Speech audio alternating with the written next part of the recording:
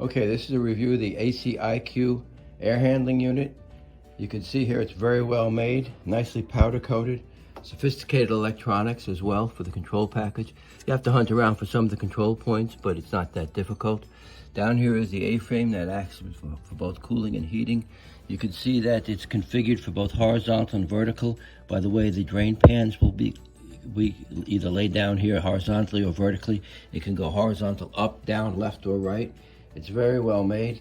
This happens to be the 24,000 2-ton BTU unit, but it doesn't really matter.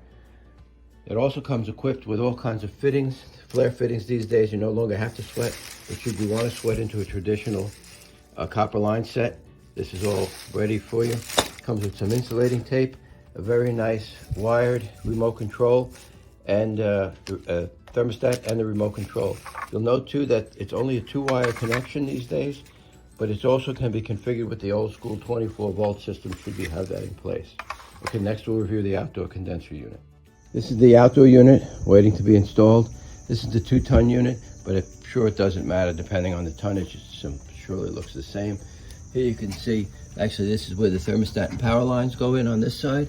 You can see the connections for the line set. This also comes with a set of adapters should you want to sweat these to flare. This is 3/4, this is 3/8. And really that's about it. Again, really well-made component, nicely finished, and should do the job.